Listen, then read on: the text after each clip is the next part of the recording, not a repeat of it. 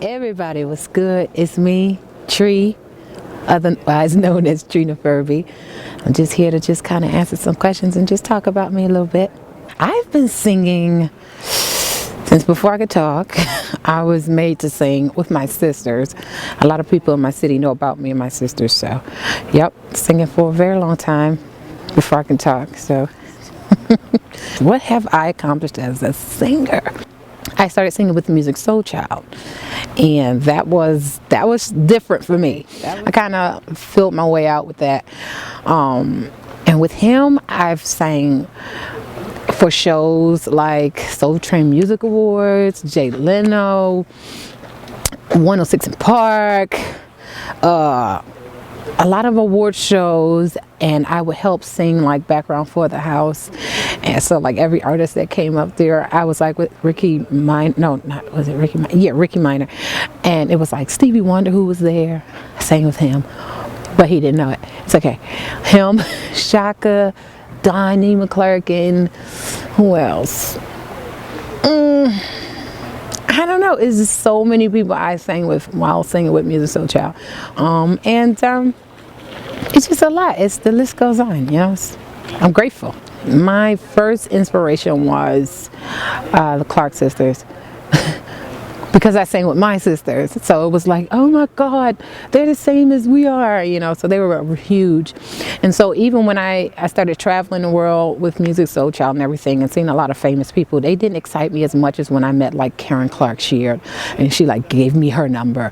I was like floored. I was like, I don't know, I wanted to fall out. I couldn't get my words right. I couldn't believe it, you know. So, you know, and then coming into music, learning more about it. I've come to know and love Nina Simone, Tina Turner, thanks to my mother, Ella Fitzgerald. You know, it's a lot of different influences. Jimi Hendrix, you know, Gerald Veasley. A lot of it's like different genres. You know, I can't really put my finger on just one, but you know. A lot of inspiration.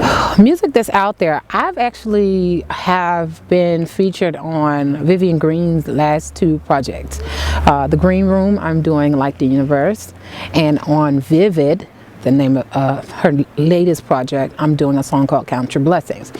Most recently, I've been on John L. Smith's project, and he has a song called Visions of Youth, which I wrote, you know, and so I'm doing that. That just came out. It's on every digital outlet that you can think of. You can go find it.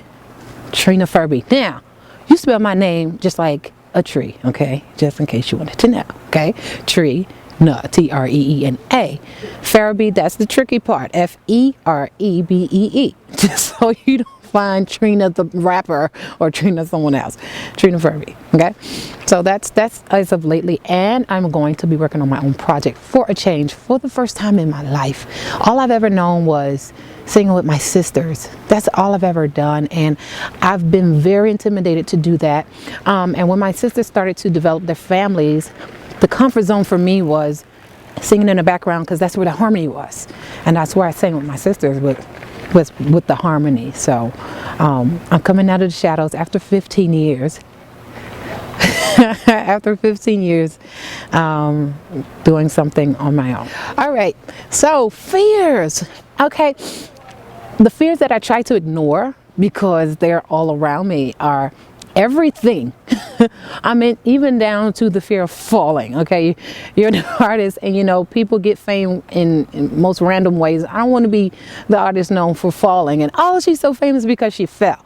You know, everything, you know, it can be quite frightening. What if this is not what the people want? You know, knowing that people expect me to do one style, and then but what I hear and what's in me is another, you know, and I also can do that style, but all of these different genres kind of make up the sound that I have.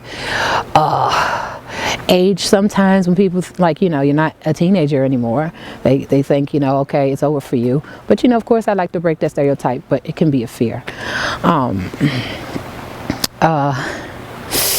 I don't know, you know, I'm not the poster child of what's perfect to come out. I'm not young. I'm not fair skin, and I am all natural.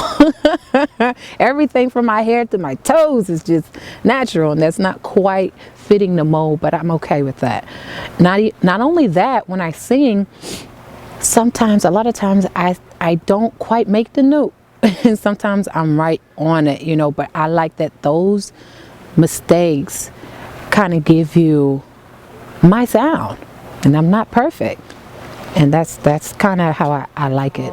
My advice to them would be, first, you have to really know what you want to do and run with it, and you can't quit, you know, no matter what circumstance may kind of be in the way. You have to just believe that you can do it, and do it, and don't let anyone taint you or basically suppress what's inside of you. Otherwise, you won't allow yourself to be as great as you possibly can be. I realize everyone who has ever been great has been true to themselves. So that's what I'm learning, and that's what I would give as advice to whoever's coming up, you know. I would have to say, for now, because it's affecting me so strongly, would have to be the loss of Thomas Clay, TC, right now. Because the scary part is that I knew him. We're the same age, you know, and the single that is currently out is the second single on John Smith's project. The first single was Thomas Clay. So he was just currently in my head. I was currently thinking about him, talking about him, and I was going to call him up, and, you know, and just, I was so amazed with how he just was so free in his creativity. And so I was going to call him, I never got around to it. And then we lost him. And that was just like, wait a minute. We were supposed to collaborate and do some work together, you know, and it devastated me. It's still very devastating, you know. I'm just at a place where I can talk about it now, and it's just, I felt like we had so much in common, you know. We both were rock stars, okay? We both left everything out there on the stage. Whatever we did, we just gave 1,000% every time. Even the way he views the industry, we had similar views about that, you know. And even as our faith is concerned, you know, it was really crazy. And then even the night that he passed, I had randomly tweeted at midnight, just before you go to sleep and lay down, imagine it's your last night ever. And I said, how would you reflect on your life, and what would you have done better? And several hours after that, he passed. So it just, that messed me up really bad. And then going to his service, his homegoing service, and I wasn't even going to sing. I wasn't going to come because I really couldn't do it. But then my sister pulled me up there, and then they give me the mic, and I'm like, I can't. I started singing, but then I fall out, you know, like I can't. It just is. It was so surreal. It's just too. It was too hard. It was too hard, you know. And people focused on the drama surrounding him, and I'm like, it doesn't matter. We lost him. We lost him. Like nothing else even matters. Moving forward, I'm going to win, lose, or draw, just give it my all. I'm just gonna be me, and I'm gonna give it. Because when I die, I want to be empty. I don't want anything left in me. And it is what it is. I have to do it. I can't let myself punk out anymore. I can't. I've done it too long. And it's now or never. It's kind of how I view it.